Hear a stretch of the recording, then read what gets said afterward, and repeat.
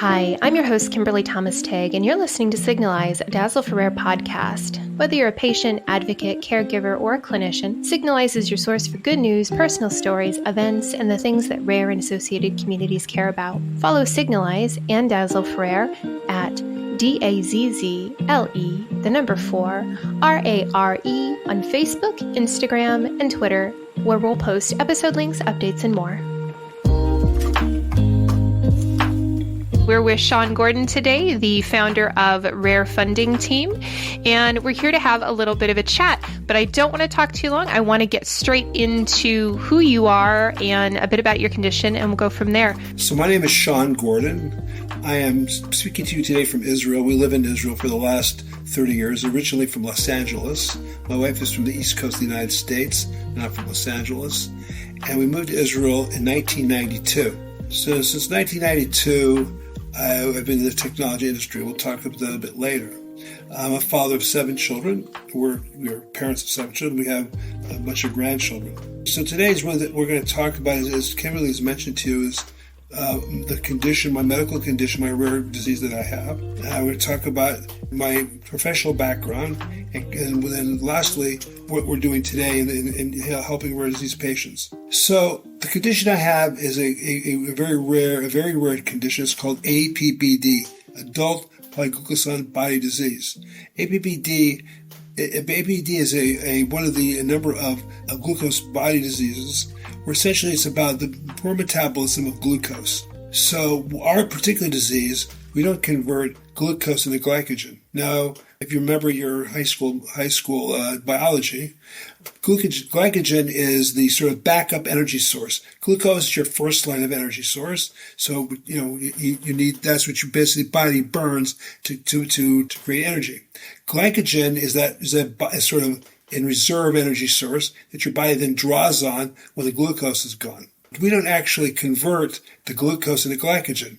So for us, we don't really have those reserves. And so therefore, that has a number of different problems as we get older. And we'll talk about that in a second. The problem with our disease is not the conversion, per se, the conversion of glucose to glycogen.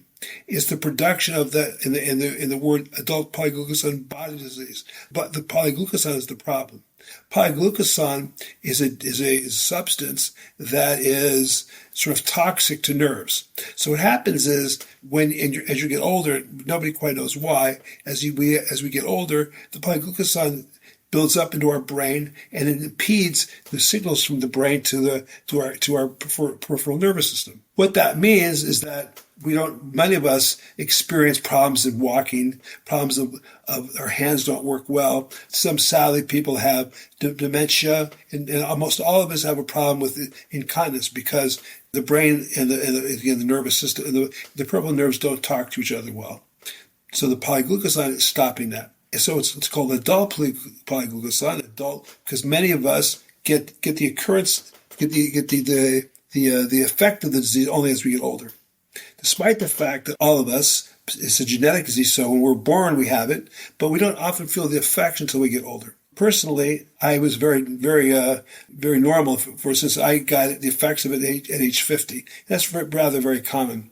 Again, the scientists don't really understand why it happens at 50, because in principle we had it our whole lives. I mean, for give an example, despite the fact that I'm in a wheelchair right now, I used to run quite a lot actually.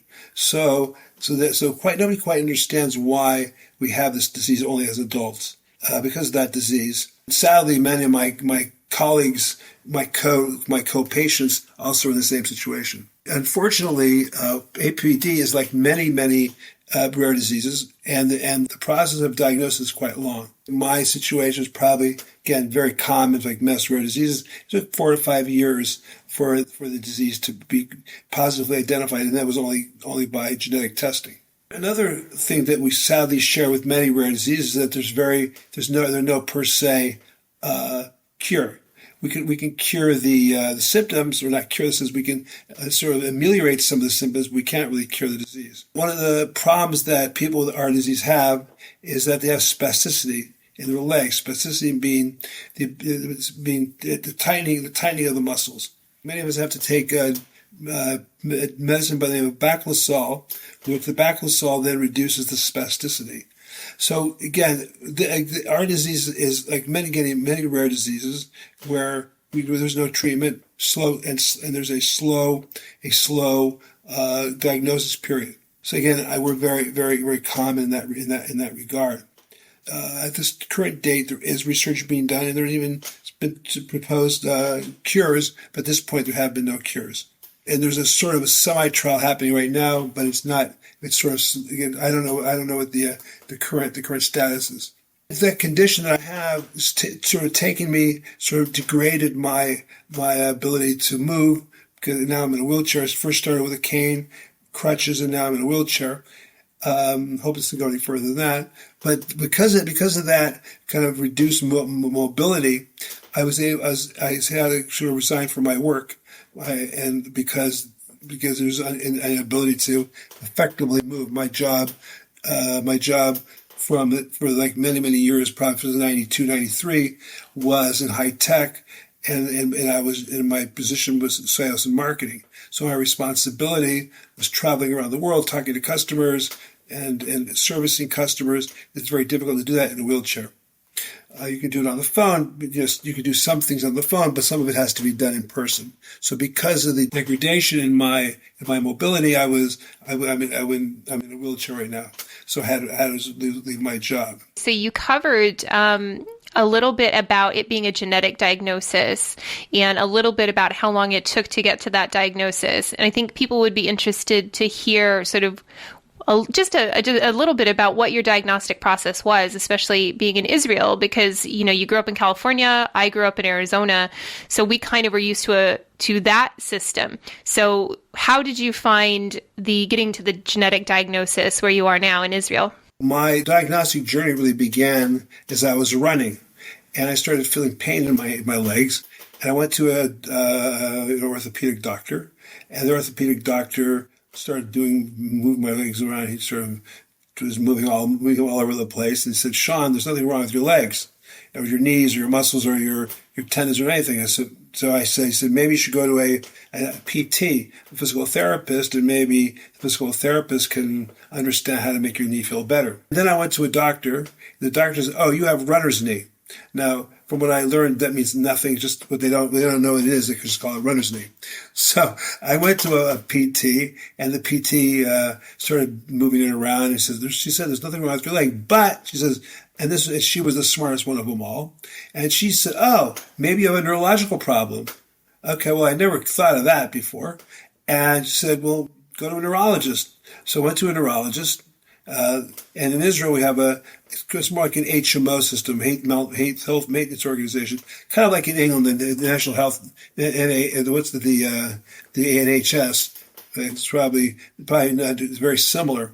So because we have a semi-socialized system of medicine here. So I went to a doctor, the first doctor that came up on the list of doctors that the government paid for.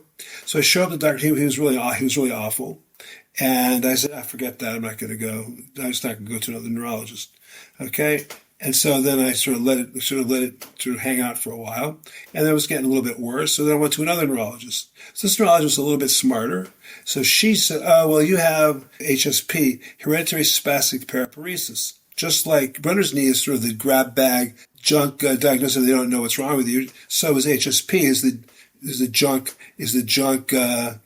diagnosis. They don't know what's wrong with your legs or your movement." So anyway, so I said I lived with that for a while, and she gave me some pills, the Baclosol pills, in order to stem the spasticity of my legs, which did, of course, it helped, but did obviously it had no impact at all on. I had no idea what I had. And I was actually really scared because HSP is also some rather ugly outcomes as you get older. In any case, so I was going on that for a while. And then I told my family doctor, he said to him, I said, I don't like this neurologist. She doesn't really do it for me. I don't think I'm getting the right dosages of the medicine. So he said, "I'll tell you what, why don't you go talk to this other neurologist I know?" So I go to her office, and she said, she explained what's wrong with it. She says, "Oh, it was so great to see you. I love this. It's really interesting. I mostly see just kids with ADHD and give them Ritalin. You're actually a really interesting story." So like you never want to be interesting to a doctor. So anyway, so I was interesting. So she started giving a number of tests. So in Israel, we don't have tons of medical practitioners. So it took me a long time to get these various tests. So it took me about, it must have taken about 9 months to get through all the tests. She had me take a lot of different tests. So it ended up, the last test was to verify her. She thought I had multiple sclerosis, MS. So she then, based upon the test I took, the electrical signals from my brain to my legs were not up to snuff. So in any case, after going through all of that, I spent a couple of days in the hospital, and they did a number of tests. They had a suspicion that I had this disease. The reason they had suspicions was because I'm Jewish, and this disease is like a disease for Jews, for Jews of European extraction. So it's not irrational that I would have this. They did a test with a blood sample to verify or to test how I metabolized glucose, which is the signpost of this disease. So they saw that I was metabolizing glucose at a very low level, which again made them think about, well, maybe this guy has ABBD. The doctor then said they had to give me a genetic test. The genetic test then verified that they know the gene, the offending gene of the ABBD. They did the blood test, and they did a genetic test, and in fact, I have ABBD. You mentioned in regards to the genetic testing that they knew the candidate gene for APBD. Sorry. So they knew the candidate gene, and this was how many years ago? This was more than 10 years ago. About 5 years ago. 5 years ago. Okay. Well, that's really interesting that they knew the candidate gene. What's the prevalence, approximately for the community? Because it's really interesting to have that target, that gene targeted, especially when it's a lower prevalence condition. Prevalence is extraordinarily low. All over the world, there's probably 200 people with it. Now that's a Jewish population of probably 15 million. So the prevalence is rather low. Well, that's not true. It's about 8 million, because 8 million are Jews of European extraction. So it's about half the Jewish population, roughly. So it's a very low prevalence. It turns out that the doctor at the hospital that I was visiting near my house was actually the doctor who actually found the gene. So that was actually good luck. As I said before, I originally came from Los Angeles. Had I lived in Los Angeles, and obviously I'd have the same, the disease would affect me probably the same way, they probably would be clueless. They'd probably rarely ever seen a patient with this weird etiology. So I was quite lucky, lucky if I could put that in inverted quotes, lucky that it was here in Jerusalem, because I was able to get a positive diagnosis. Now, as I said before, it's great. I have a label on it. I know what it is. I guess there is some advantage in knowing. But on the other hand, there's really nothing to do about it because there is no cure. Now, having said that, again, perhaps if they're working on it, they do be able to find a cure, then it's good that I'm knowledgeable, that I know my disease label. One thing I'm curious about, and this just occurred to me while I was listening to you, is, in different rare disease communities, like the majority of us don't have a cure, let alone any treatments. The vast majority of us don't have a treatment. And also when you've got things that affect multiple systems of the body, it's difficult to have treatments because everybody's really individual. But in some communities, you'll hear people say that they want a genetic cure or like a targeted treatment to completely obliterate the effects of genetic conditions. And some people are very against that and feel like their genetic condition really is part of their identity as a person. Like, where do you sit on that conversation? Do you feel like it would be great to have a genetic cure, or would you be happier with a treatment? What are your feelings on that one? I would be much happier with a non-genetic treatment, only that it's a bit of a Pandora's box. They too try to do artificial intelligence sort of analysis to see if they can predict how that genetic test will affect other systems in your body. That's clear. However, having said that, Kimberly, it's so complex, I'm not sure we even understand how it all works. Once you sort of put this modified gene in your body, who the hell knows what effect that's going to have on other systems. But then again, So again, the people who had this disease I'm in my 60s now. I mean, okay, I may not be able to have more children. It's not likely that it's going to create a negative externality that is going to ruin my life. I'm scared when I hear about genetic cures for young people. To me, it's very scary. For me, I'm already old enough that I don't think it matters much. But for a younger person who just, they'll have their life in front of them, who knows what that'll mean. I mean, I know there was I read recently a test, a CRISPR test where the patient died. Obviously very sad, but presumably they were not in great shape to begin with. But having said that, okay, they died now, but who knows in 6 months, a year, how that's affecting their bodies. So even though it has great promise, Kimberly, it's still very scary. I'm sort of saying nothing, but I'm just scared about it. No, I agree with you on that one. And I think it's going to be an interesting debate to follow in all of our communities because all of our conditions are very different. And well, the majority of them are. Some of them are quite similar, actually. But people will be affected in different ways. And I agree that we don't necessarily know what the outcome is going to be. And so the Pandora's box statement makes perfect sense because you don't know until you open it, but you can't put it back in.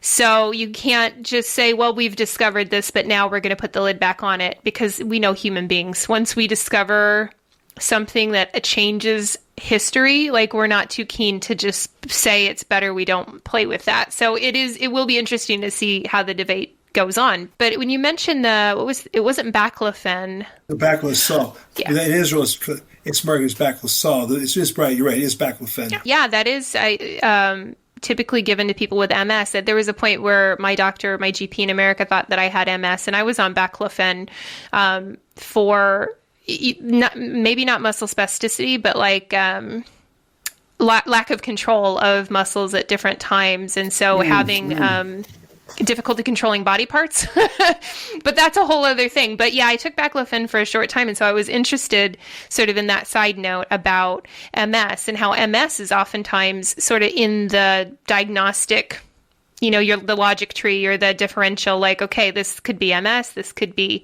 So it's interesting how many people probably also get that diagnosis of, or it could be MS. So they send you to an MS specialist and then they go, oh, you don't have it. It's just anecdotally interesting. But going back to the technology bit, back to the community bit, in terms of rare disease communities and how many of us there are, one thing that we're both keen on talking about is how social media is interplaying with rare disease groups, how they interact, how they network, how they work together, all these different components. And there's been a lot of changes in social media lately. So we've had lots going on with Facebook in terms of data privacy. We've had the transition from Twitter being run by a board to now being run by one guy who trusts his own counsel. God bless him. Like I always say, if only a fool trusts their own counsel. But so he's a one-man band now at Twitter. But what are your thoughts on where we're going on social media and where we will actually be congregating sort of in the near future, if maybe not sooner? After I sort of retired my career in marketing and sales, I was looking for something. What can I do to help the rare disease community?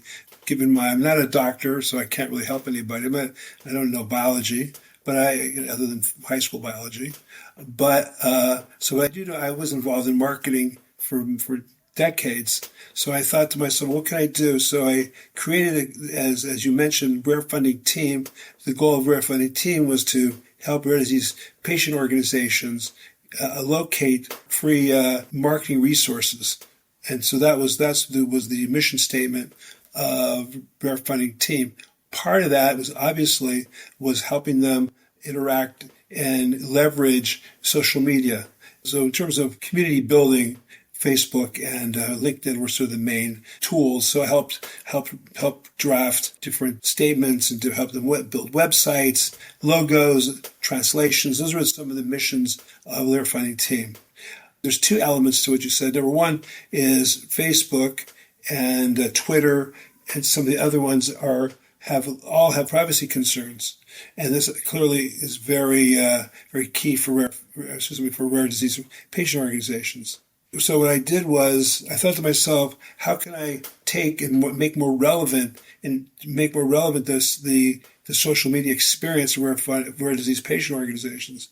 So I then teamed up with a fellow and had a metaverse, and what we created, we call the RareVerse. The RareVerse is the sort of the technologically joining of the metaverse, which is a very vague statement, but living a digital life, either with these goggles or not, these virtual reality goggles or not.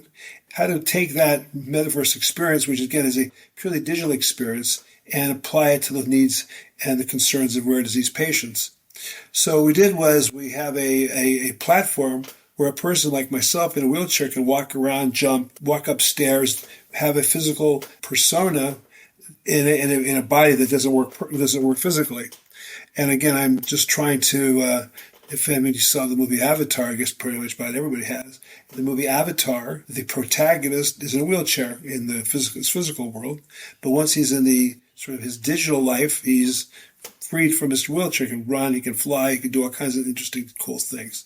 So that's the sort of same idea in our metaverse, where a person is in a wheelchair or even bedridden, as long as they're jacked into our RareVerse, they can move around freely, communicate with friends, jump up and down, sit down, do all kinds of fun things.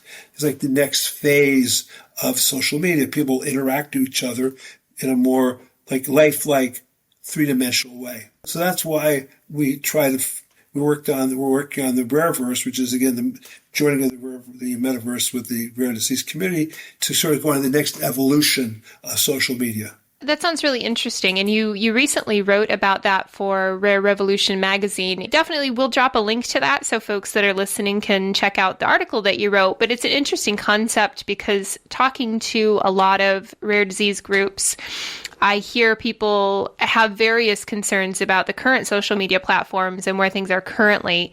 And another thing that I also hear is that a lot of these groups use platforms like Facebook as sort of like an archival system, really, because within their group, they might have like a file section where they may have relevant medical studies.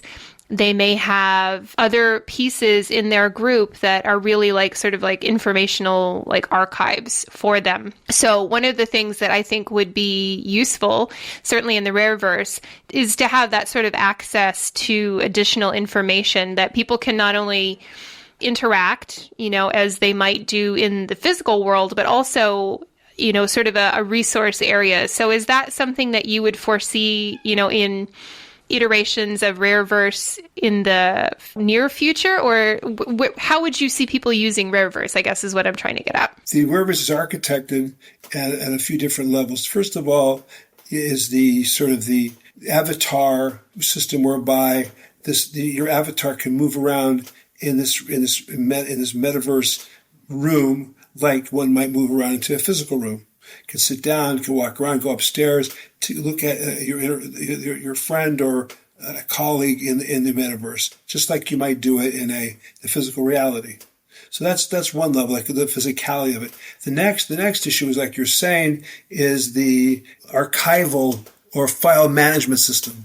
The file management system, we have in our particular system, we have books on a shelf, and every book on the shelf is essentially a URL to a document that can be retrieved. Either URL that's on the open internet, or it could be a URL like in a Google a Google document or a shared document, or it could even be from a Dropbox. I mean, that currently exists. We need to sort of execute it. I think we need to move to the next level of execution, but that sort of exists. So you have number one, you have the physicality part of it. Number two, you have the file retrieval system. Then the third level, if you could create a sort of a hangout place for rare disease patient organizations, we're already talking to a couple of, very, very significantly one that offers a higher level of data protection than blockchain. And that's a whole other conversation, Kimberly.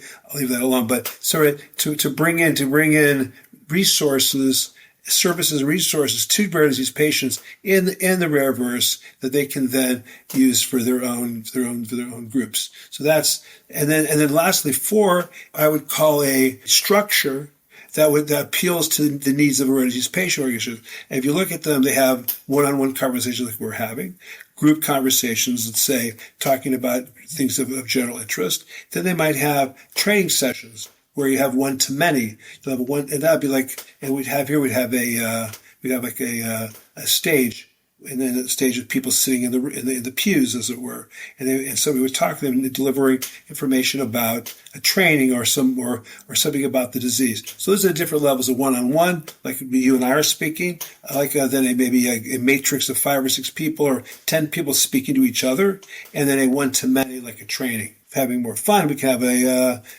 a concert, either a musical concert or a movie. All these things can be done. That sounds really appealing, the movie comment. I was listening to you and also thinking of the next thing I was going to ask you, and then like that completely sidelined my brain, and I was like, ooh, that would be really interesting to have that kind of a group interaction, like watching a film or having a concert. A concert would be really exciting. I haven't been to a concert in a while. That would be really cool, actually. I'm looking forward to that idea. So in terms of the future of the Rareverse, people listening, if they're interested in this concept, should they reach out to you if they're interested in learning more about it, if they're interested in maybe providing their feedback, or if they feel like this sounds like it could be a positive use case for them? What's your appetite for that type of feedback? I appreciate that, Kimberly. Our website, to contact me, there's a section of you can send me an email, and I'd love to talk to you about what your needs are, because we are in the process of architecting this, so we're really looking for your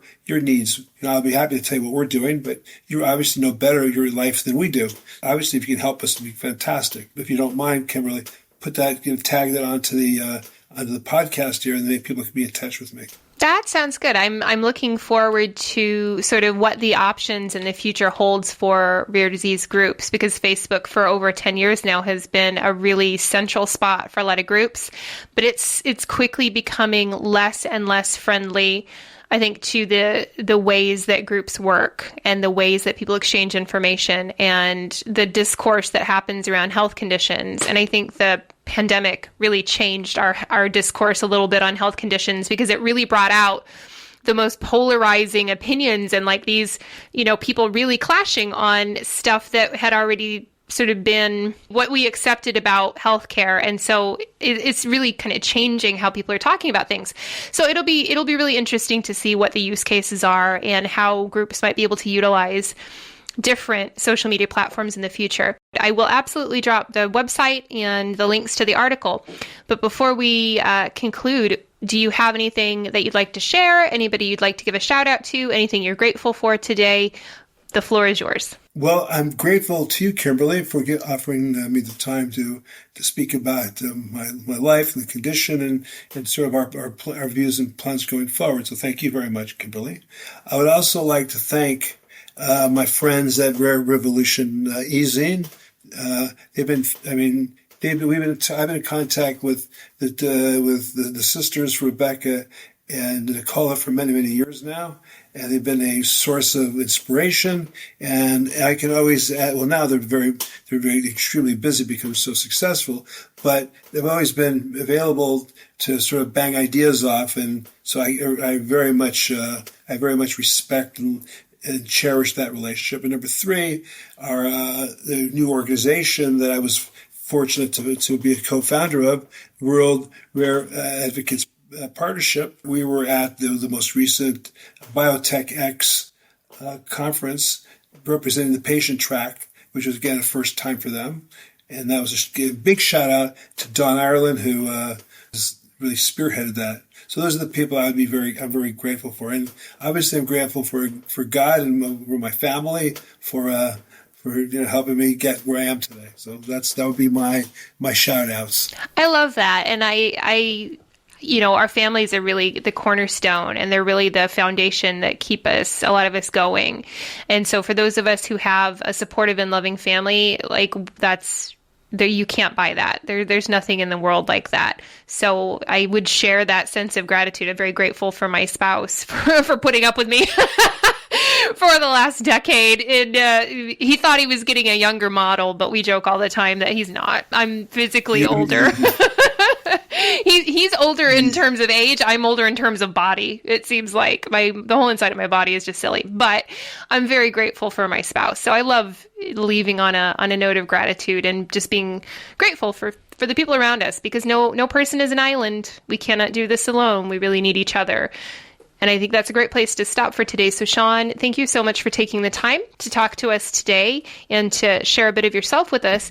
And hopefully you'd be happy to come back and maybe expand on some of these concepts, especially the Rareverse, in a future episode. What do you think about that? Anytime, Kimberly, to talk to you is my honor. And your audience. Thank you so much. That wraps up today's episode of Signalize a Dazzle for our podcast. As I said, I'll keep all the relevant information in the description and the show notes.